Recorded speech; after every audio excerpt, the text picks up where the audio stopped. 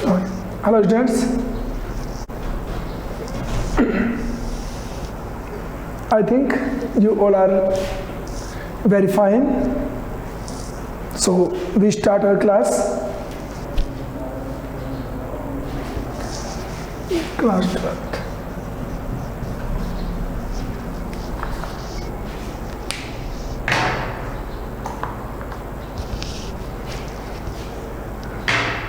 जल्दी से जुड़े हैं, बहुत बच्चे अभी वेट कर रहे हैं, क्या कर रहे हैं?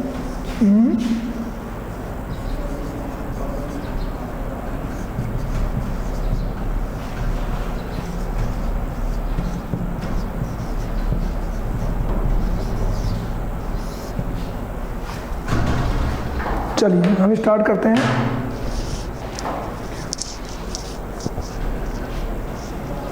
क्लास अभी बहुत देर लगा रही है जुड़ने में, काफ़ी कम संख्या है हमारे पास। देखते हैं अभी आ जाएंगे लोग। मैं स्टार्ट करता हूँ। पेज नंबर 17 पे मिड पैराग्राफ में है, ठीक है? कहाँ पे है मैं बोलता हूँ। हमने पढ़ा कि जब लेखिका मुकेश के घर में प्रवेश करती है तो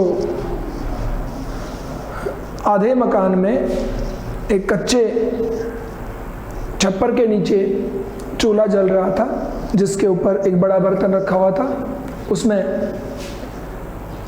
पालक की पत्तियां उबल रही थी और नीचे ज़मीन पर बड़े बड़े एल्युमिनियम की प्लेटों के ऊपर और कटी हुई सब्जियां रखी हुई थी। यहाँ तक हमने कल स्टडी की।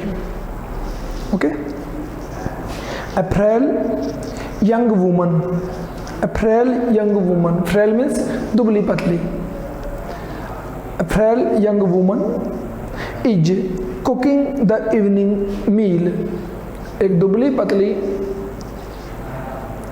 युवा औरत शाम का भोजन पका रही है। फॉर द होल फैमिली, पूरे परिवार के लिए। तो पूरे परिवार के लिए एक दुबली पतली औरत, युवा औरत शाम का भोजन पका रही है। ये सीन है वहाँ का, ठीक है? Through eyes filled with smoke, आँखों में धुआं भरे हुए। सी स्माइल्स, वो मुस्कुराती है। यानी उस औरत की आँखों में धुआं भरी हुई है, लेकिन फिर भी जब कोई गेस्ट आता है तो मुस्कुराती है उनकी तरफ देख करके। लाइक लेखिका जब प्रवेश करती है, आंखों में धुआं भरी हुई है और स्माइल करती है उसकी तरफ। She is the wife of Mukesh elder brother, वो मुकेश के बड़े भाई की पत्नी है। मुकेश के बड़े भाई की पत्नी है ये औरत है जो not much older in years, उम्र में ज़्यादा बड़ी नहीं है। She has begun to command respect as the bahu, उम्र में बड़ी नहीं है फिर भी उसने हैज़ बिगन शुरू कर दिया है, टू कमांड रिस्पेक्ट, उस सम्मान को मानना उसने शुरू कर दिया है। एज द बहू, एक बहू के रूप में। तो एक बहू का जो रिस्पेक्ट होता है और एक बहू की जो कमांड होती है, उस कमांड को उसने काम में लेना शुरू कर दिया है। उम्र ज़्यादा नहीं है फिर भी जब बहू का रोल उसे मिला है तो उस रोल को वो कंप्लीट निभाने में लग गई है, ठीक है? The daughter in law of the house, बहू कौन? घर की daughter in law, daughter in law बहू का सिमिलर वर्ड है, ठीक है? ऑफ द हाउस, घर की बहू का रोल उसने करना शुरू कर दिया है। Already in charge of 3 man, और उसके पास पहले से ही 3 लोगों का चार्ज है, 3 लोगों की उसके पास जिम्मेदारी है। हर हस्बैंड, उसका पति, मुकेश एंड दियर फादर, इन 3 लोगों का जो खाने का काम है, खाना बनाने का और इनकी देख रेख करने का उसको जिम्मेदारी मिली हुई है। ठीक। When the older man enters, जब बड़ी उम्र का आदमी घर में प्रवेश करता है, she gently withdraws behind the broken wall, तो वो धीरे से टूटी हुई दीवार के पीछे विड्रॉज खिसक जाती है। तो जो ही बड़ी उम्र का आदमी घर में प्रवेश करता है वो दीवार के पीछे, टूटी हुई दीवार के पीछे चली जाती है and brings her veil closer to her face. Veil means ghunghat, और वो अपने घूंघट को अपने चेहरे के ऊपर ले आती है। जो ही बड़ी उम्र का आदमी घर में आता है तो वो टूटी हुई दीवार के पीछे हो जाती है और अपने घूंघट को अपने चेहरे पर ले आती है। ठीक है। एज कस्टम डिमांड्स, जैसा रिवाज कहती है, जैसी रिवाज की डिमांड है ठीक उसी प्रकार से वो करती है।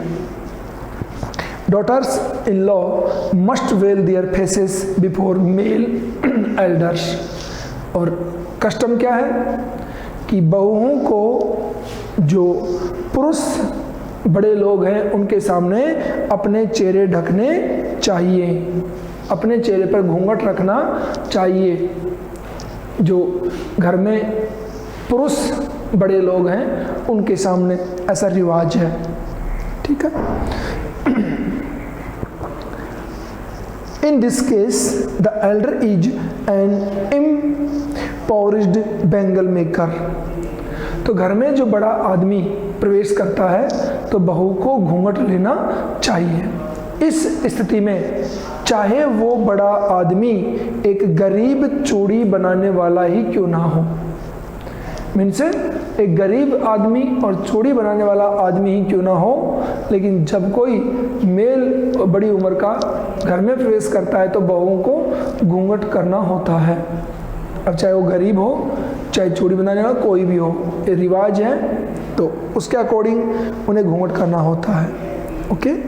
Despite long years of hard labour, despite long years of hard labour, काफ़ी लंबे समय के कठोर परिश्रम करने के बावजूद, काफ़ी लंबे समय तक कठोर परिश्रम करने के बावजूद क्या क्या काम किया इसने।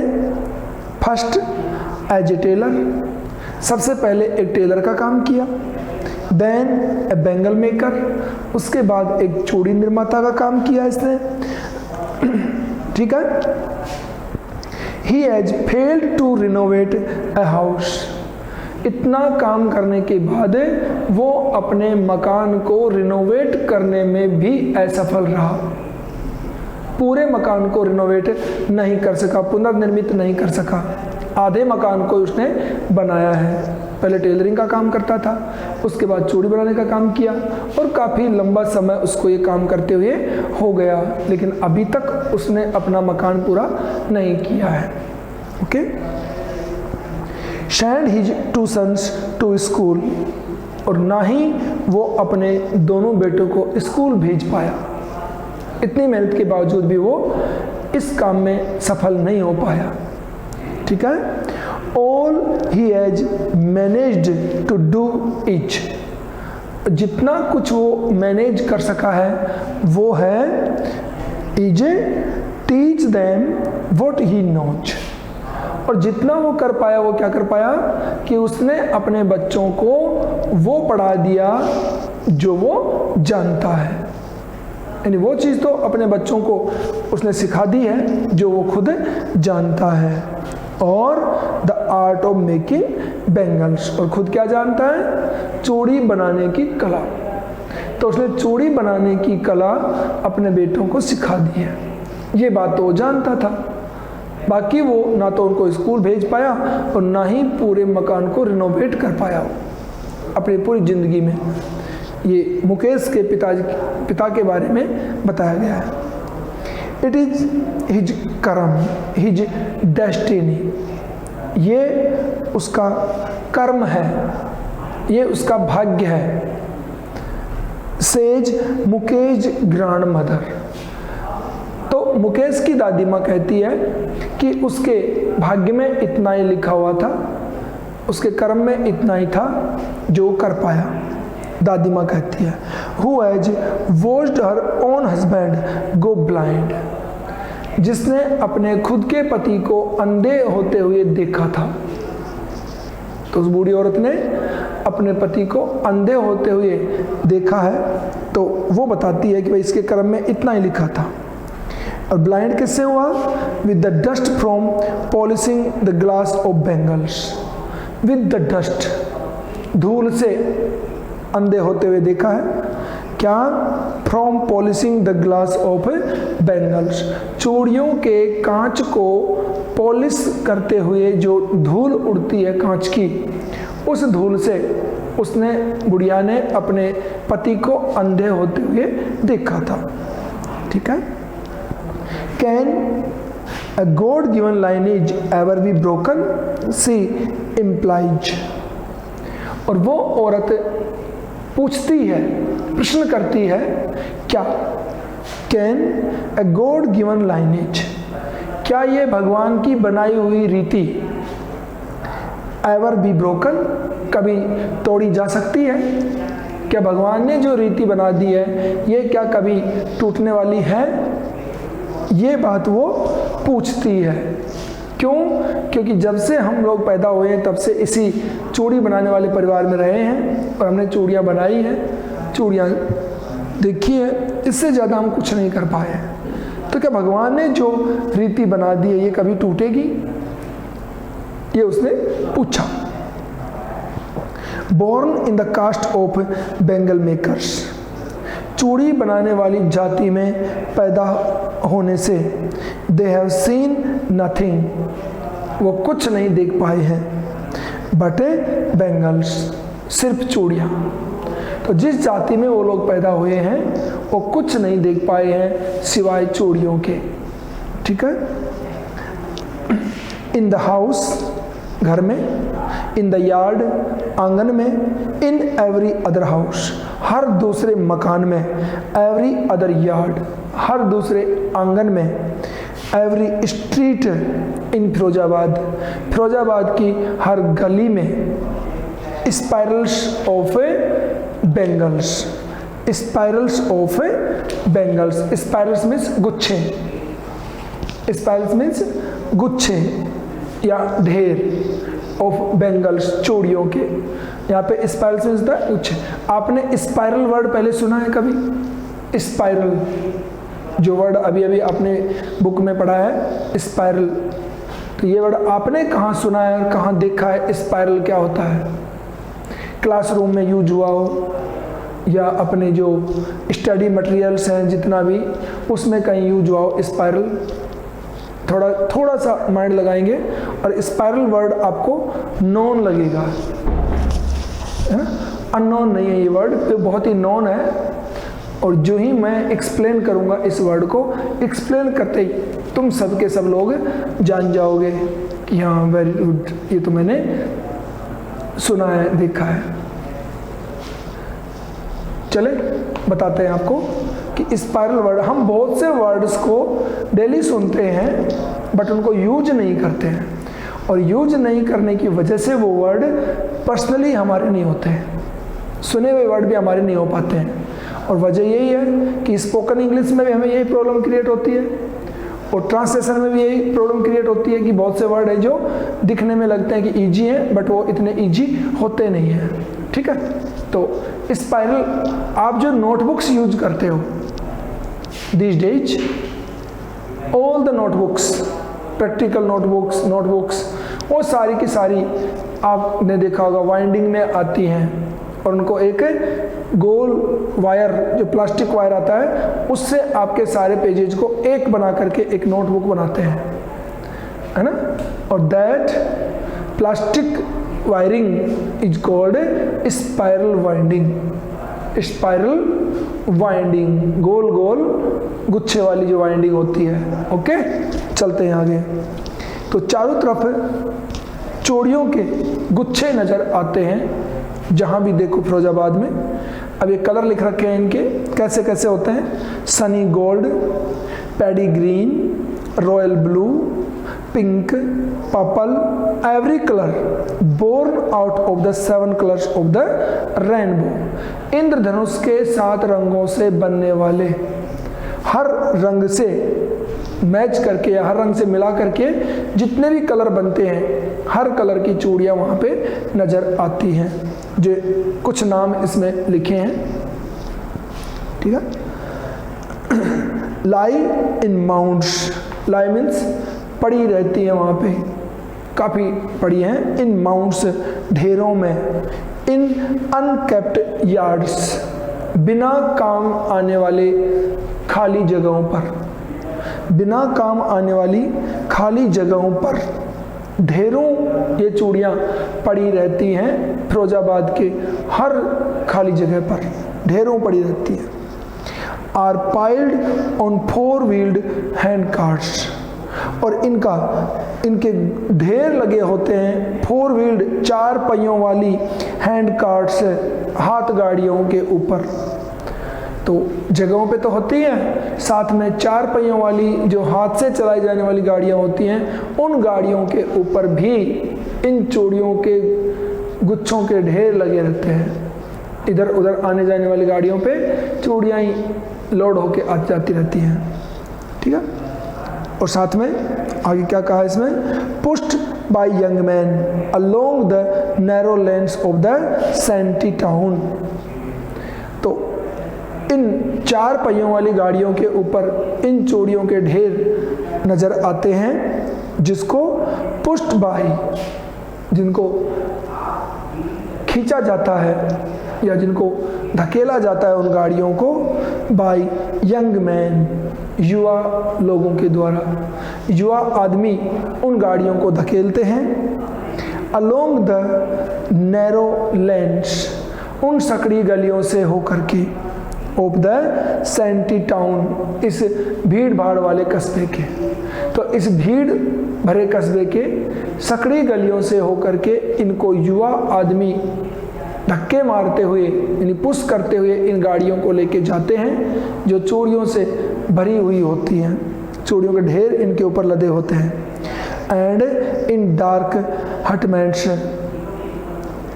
Next to the lines of flames, and in dark hutments, और अंधेरी झोंपड़ियों में, और साथ में ही अंधेरी झोंपड़ियों में, next to the lines of flames of flickering oil lamps, in अंधेरी झोंपड़ियों में, नेक्स्ट टू द लाइन्स, ठीक बगल में, लाइन्स ऑफ फ्लेम्स, इन अंधेरी झोंपड़ियों में, ज्वाला के ठीक बगल में, चारों तरफ हर झोंपड़ी में जहाँ भी देखो लाइन से हमें हर झोंपड़ी में क्या होगी, फ्लेम से ज्वाला नजर आती है, यानी आग की लो जलती हुई नजर आती है। किसकी, ऑफ फ्लिकरिंग ऑयल लैंप से, तेल से जलने वाली, जो ऑयल लैंप बोलते हैं चिमनी को,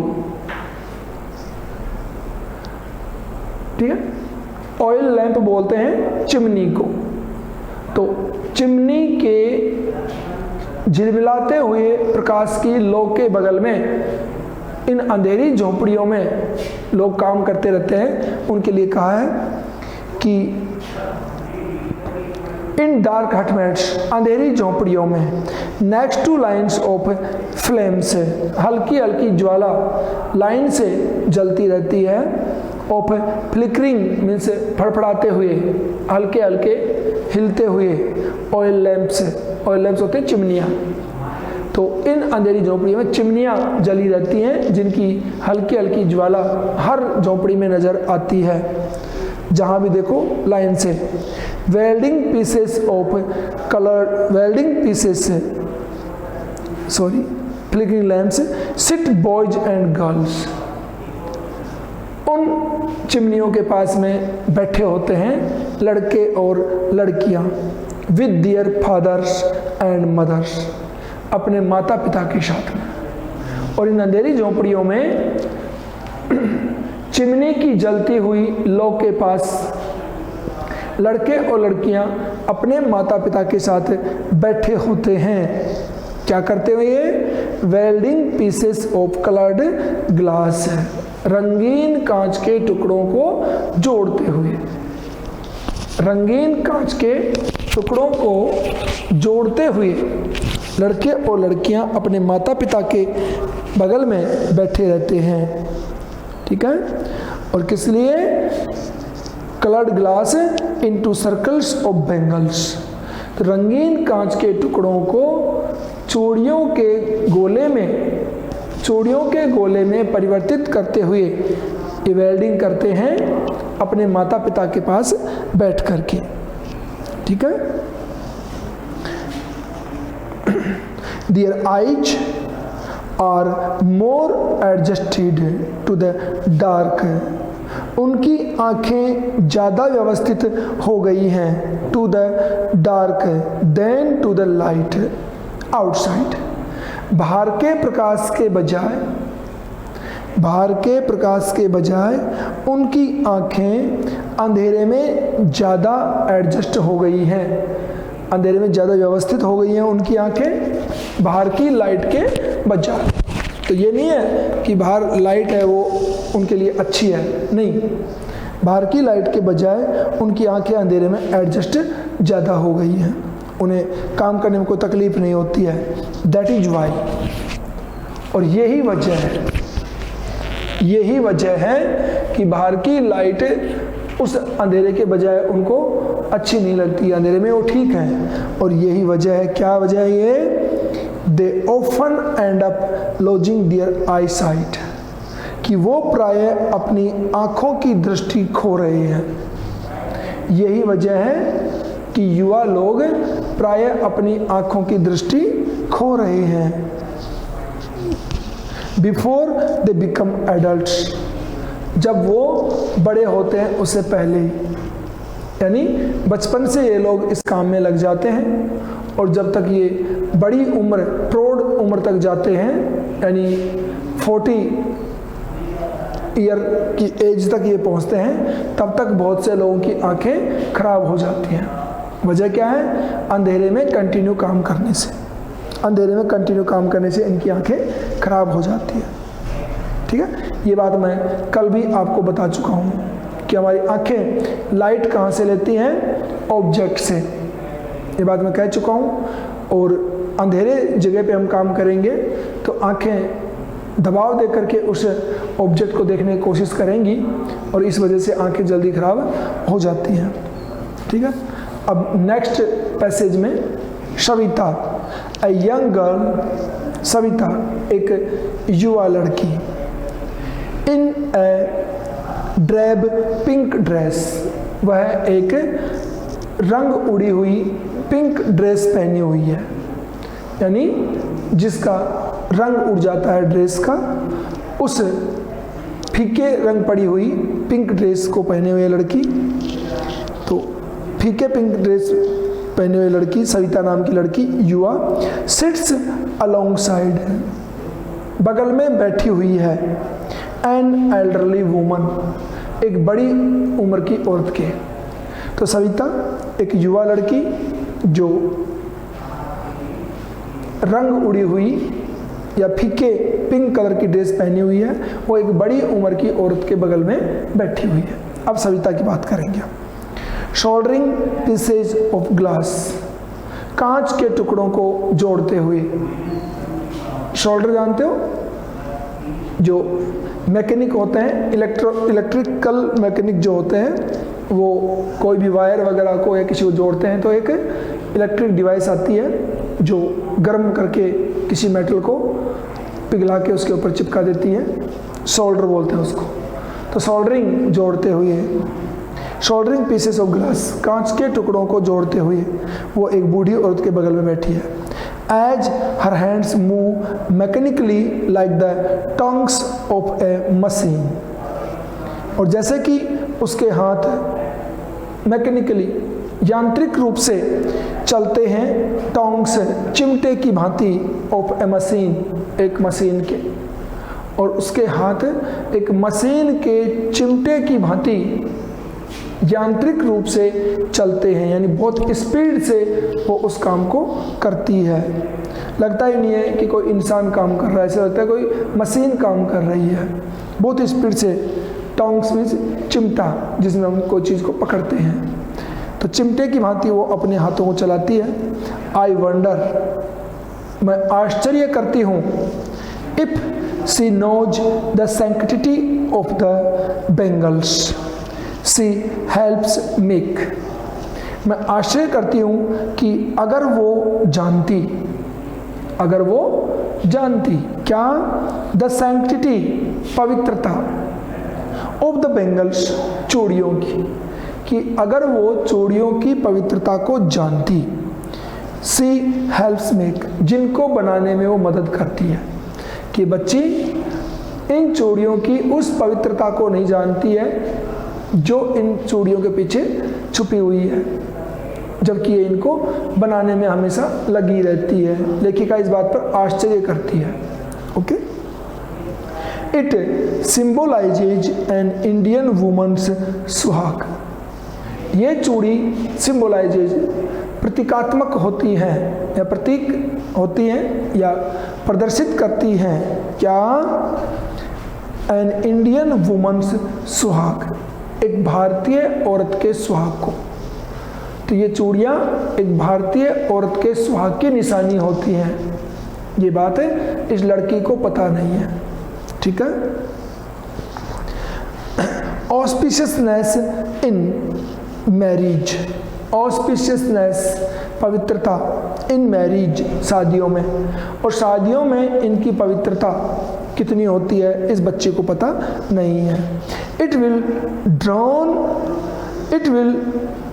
down on her suddenly one day, और ये चूड़ी एक दिन अचानक उसके हाथ में भी डाल दी जाएगी। It will down on her suddenly, एक दिन ये चूड़ी उस पर भी, उसको भी पहना दी जाएगी।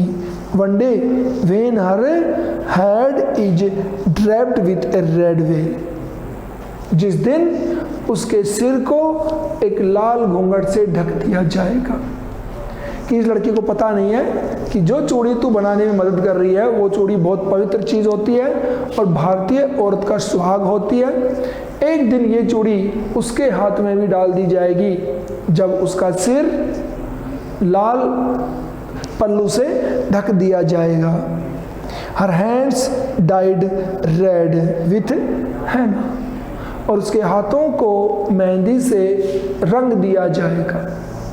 जिस दिन उसके सिर के ऊपर लाल घूंघट होगा या पल्लू होगा और उसके हाथों को मेहंदी से रंग दिया जाएगा। हैना मीन्स मेहंदी से रंग दिया जाएगा। And red bangles rolled into her wrists, और उसकी कलाइयों में भी लाल चूड़ियां डाल दी जाएंगी। तो उसकी कलाइयों में भी उस दिन लाल चूड़ियां डाल दी जाएंगी। उस दिन इस लड़की को पता चलेगा कि जिन चूड़ियों को मैं बनाती थी उन चूड़ियों का महत्व और मीनिंग क्या था, उस दिन पता लगेगा। She will then become a bride, तब वो एक दुल्हन बन जाएगी।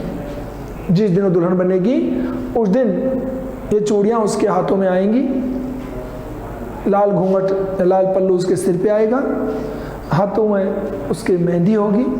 उस दिन ये चूड़ियाँ उसको मिलेंगी, तब जाके वो एक दुल्हन बन जाएगी। जिस दिन like the old woman beside her, जैसे कि उस लड़की के बगल में बूढ़ी औरत बैठी है, उसकी तरह वो भी दुल्हन बन जाएगी एक दिन। Who become one many years ago, जो औरत बहुत साल पहले एक दुल्हन बनी थी, आज वो बूढ़ी हो गई है, तो लड़की को पता नहीं है। ठीक है। She still has bangles on her wrist, जो बूढ़ी औरत उसके बगल में बैठी है वो अभी भी अपनी कलाई पर चूड़ियाँ रखती है। मीन टू से बूढ़ी औरत जो सविता के बगल में बैठी है उसकी कलाइयों में अभी भी चूड़ियाँ हैं। इट मीन्स जो उस औरत का पति है वो अभी जिंदा है। औरत बूढ़ी हो तो क्या, पति अभी उसका जिंदा है। ये उसकी सिंबॉलिक जो मीनिंग आपको बता दी है, अकॉर्डिंग टू दैट अभी उसका पति जिंदा है, इसीलिए उसके हाथों में चूड़ियाँ हैं। Okay, but no light in her eyes. उसका पति जिंदा है, उसकी आंखों में उसके हाथों में चूड़ियाँ हैं, लेकिन आंखों में रोशनी नहीं है। आंखों में रोशनी नहीं है, हाथों में चूड़ियाँ तो हैं। ओके, चलते हैं आगे। एक वक्त शेर भर खाना भी नहीं खाया, सी सेज। वो बूढ़ी औरत कहती है कि हमने एक वक्त शेर भर खाना भी नहीं खाया, मीनू से भरपेट खाना भी नहीं खाया। कभी भरपेट खाना नहीं खाया हमने कि आज तो हम भाई बड़े अच्छे तरीके से खाना खा चुके हैं, ऐसा कभी फील नहीं किया हमने। In a voice drained of joy, खुशी से विहीन आवाज में बोलती है। खुशी विहीन आवाज में वो औरत बोलती है कि शेर भर खाना भी एक वक्त हमने नहीं खाया। ठीक है, she has not enjoyed even one full meal in her entire lifetime. और उसने अपने पूरे जीवन में, संपूर्ण जीवन में कभी भी भरपेट खाना नहीं खाया। एक बार भी ऐसा नहीं हुआ कि हमने ढंग से खाना खाया हो, ये औरत बोलती है। That is what she has repeated, और यही है जो उसने भुगता है। मीन्स जितना काम किया है वो हमने प्राप्त किया है, तो जितना मिला है वो यही मिला है। Her husband an old man with a flowing beard eyes. उसका पति एक बुढ़ा आदमी जो फ्लोइंग बेयर्ड, उड़ती हुई दाढ़ी, मीनू से दाढ़ी उसकी काफ़ी बड़ी हो गई है अब, उड़ती हुई दाढ़ी। ठीक है, सेज वो कहता है, क्या कहता है? I know nothing accept bangles, कि मैं चूड़ियों के अलावा कुछ नहीं जानता। वो बुढ़ा कहता है कि मुझे चूड़ियों के अलावा कुछ भी पता नहीं है। All I have done is make a house for the family to live in. जितना मैं कुछ कर पाया हूँ वो है परिवार के लिए एक मकान बना देना जिसमें परिवार रह सके। बस पूरी लाइफ में मैं और कुछ ज़्यादा नहीं कर पाया हूँ, सिर्फ एक मकान बना पाया हूँ अपने बच्चों के लिए जिसमें बच्चे रह सकते हैं। ओके, हियरिंग हिम, उसे सुनते हुए, वन वंडर्स, कोई भी आश्चर्य करता है। If she has achieved what many have failed in their life time, और उसकी बात को सुनकर के कोई भी आश्चर्य करता है कि उसने कम से कम वो उपलब्धि तो कर ली जो बहुत से लोग तो पूरे जीवन में कर ही नहीं पाते हैं। कौन सी? मकान बना लेना अपने बच्चों के लिए, कि चलो इसने अपने बच्चों के लिए मकान तो बना लिया। लोग आश्चर्य करते हैं इस बात के ऊपर, अदरवाइज बहुत से लोग तो मकान तक पूरे जीवन भर में बनाने में असफल हो जाते हैं। He has a roof over his head, चलो उसके सिर के ऊपर छत तो है, वो आराम से रह तो सकता है वहाँ पे, ये सोच के आश्चर्य करते हैं लोग। The cry of not having money to do anything except carry on the business of making bangles. तो the cry of not having money, और रोना किस बात का है? पैसा ना होने का, कि पैसा नहीं है, बस रोना इसी बात का है। ठीक है, to do anything except carry on the business of making bangles, चूड़ी बनाने के इस धंधे को आगे बढ़ाते रहना, आगे बढ़ाते रहने के पीछे एक ही रोना है, पैसा ना होना, कि हमारे पास पैसा नहीं है इसलिए चूड़ी बनाने के इस काम के अलावा हम और कोई काम कर ही नहीं सकते। ये उनका एक्सप्लेन है, कहना है उनका। Not even enough to eat, खाने को तो पर्याप्त नहीं है, खाने को भी पर्याप्त नहीं है, ये बात वो बोलता है, बुढ़ा है जो। Not even enough to eat rings in every home. Rings means गूंजती है, ये बात हर घर में गूंजती है, ठीक है। Not even enough to eat rings in every home.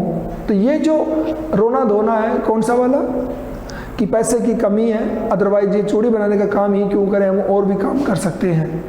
ये रोना हर घर में गूंजता है कि पैसे की कमी की वजह से और पर्याप्त भोजन ना होने की वजह से हम इस काम को कर रहे हैं, अदरवाइज हम इस काम को नहीं करते। ये हर कोई कहता है, ठीक है। The young man echo the lament of their elders. और युवा लोग अपने बड़े लोगों की जो गलतियां हैं उनको पुकारते हैं। लेमेंट मीन्स पश्चाताप करना। Young man echo the lament of their elders. और युवा आदमी अपने बड़ों की बातों के ऊपर पश्चाताप करते हैं। क्या कहते हैं कि हमारे बड़ों ने कुछ किया ही नहीं तो हम क्या करें, उन्होंने हमें कुछ दिया ही नहीं तो हम आगे क्या लेके चले, जो दिया है वो ही हम करते जा रहे हैं। ये युवा लोगों की एक्सक्यूज है, उनका विलाप है ये, बड़े लोगों ने कुछ किया ही नहीं तो हम ही क्या करें, ठीक है। Little has moved with time. समय के साथ में थोड़ा परिवर्तन हुआ है, समय के साथ में थोड़ा परिवर्तन हुआ है। इट सीम्स, ऐसा प्रतीत होता है, इन फिरोजाबाद, फिरोजाबाद में। तो फिरोजाबाद में समय के साथ थोड़ा परिवर्तन तो हुआ है, ऐसा लगता है। Years of mind numbing toil. दिमाग को झकझोर देने वाली परेशानी के वर्षों बाद हैव किल्ड ऑल इनिशिएटिव, यानी पूरी की पूरी प्रारंभिक जो आस है, पूरी की पूरी जो मन के अंदर जो आस है उसे खत्म कर दिया है, मार दिया है। लंबे समय से चली आ रही दिमाग को झकझोर देने वाली इस गरीबी ने। And the ability to dream, ability to dream, स्वप्न लेने की योग्यता। तो यहाँ के लोगों की स्वप्न लेने की योग्यता को लंबे समय से चली आ रही इस परेशानी ने मार दिया है। किसी के दिमाग में कोई विचार आते ही नहीं है, क्योंकि इतने लंबे समय से ये भोगा है इस पीड़ा को, तो ये उनकी परमानेंट कंडीशन बन गई है। ओके, आगे हम कल स्टडी करेंगे। आज बहुत कम लोग क्लास में अटेंड हुए हैं। This is not well, but we will carry on. Okay, thank you, have a nice day. We will meet tomorrow with our chapter. Continue. Thank you, have a nice day.